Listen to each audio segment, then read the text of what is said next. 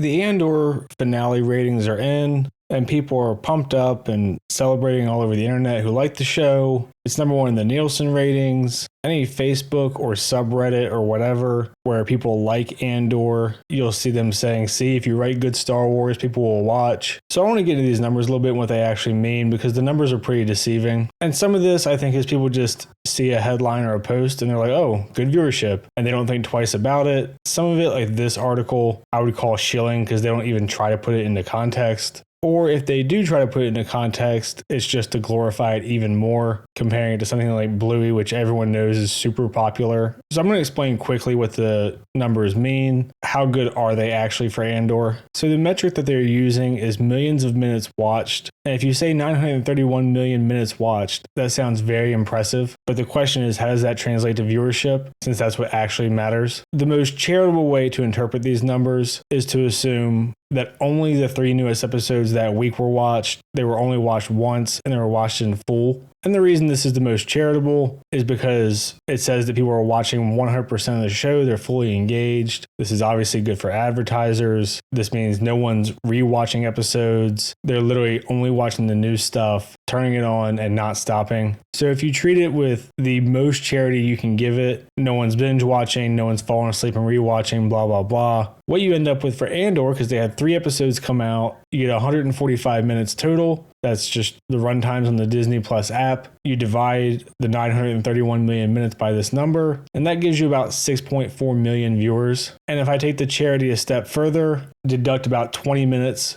from the credits and assume every single person is skipping the credits, this gives you about 7.4 to 7.5 million viewers. Obviously, it's number one minutes watch-wise because it had over 2 hours of runtime compared to everything else. But to give some perspective, if I compare to episode 3 of The Acolyte, using the same formula before it fell out of the Nielsen top 10, episode 3 was 370 million minutes watched. The runtime was 45 minutes with credits. And this same formula will give you 8.2 million viewers. And just so you think I'm not being unfair and cherry picking, I did a similar thing for Halo Season 2. You can go find the video if you want. And using the same formula, the second half of Halo Season 2 ended up around 6 million-ish viewers, very similar to Andor. If you compare it to the other Star Wars shows, I did a similar thing there for a video a while back about how viewership for Star Wars is falling off. You can see Ahsoka fluctuates between like 8 and 11 million. Kenobi fluctuates between like 11 and 16 million. Mando was the most popular, up to almost 30 million at one point. And there's a ton of variables in this. Maybe some people waited for the whole show to finish, got a Disney Plus account the next weekend and binged it. Maybe Disney doesn't have that many active users, and this is actually a good percentage of the subscribers they have watching the show.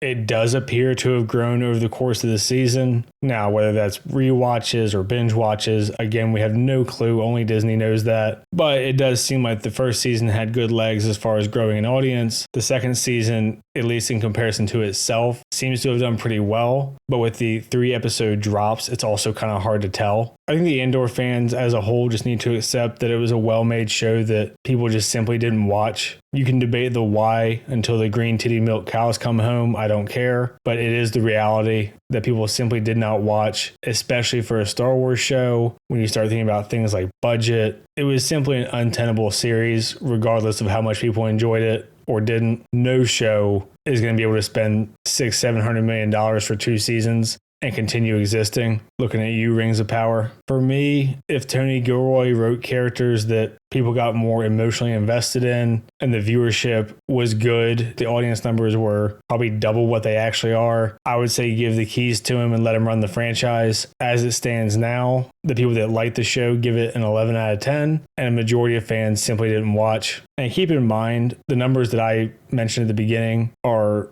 essentially beyond charity. The real numbers that Disney has are probably quite a bit lower. Anything I say would just be a guess, really just based on intuition and nothing else. So I'm not going to guess the percentage deduction that you would need to get the accurate number. But I'm not going to go on too long about this. I just wanted to put this video out there because I just keep seeing people being like, Andor's number one. If you make a good show, the fans will come back. Because it's just not true. If we had more shows like Andor, Star Wars would be fucking bankrupt. That's probably closer to reality. I'm not a fan of Filoni and the direction they're going to go. This is easily the most competent Disney Star Wars, but if no one watches, it just doesn't matter, especially at the price point that it's at. I'm going to leave it there for this one. I normally say if you've seen the show, let me know what you think. I guess if you've put any thought into the viewership numbers, let me know what you think. I try to respond to the comments that aren't just insults, like and subscribe and all that shit. Thanks. See ya.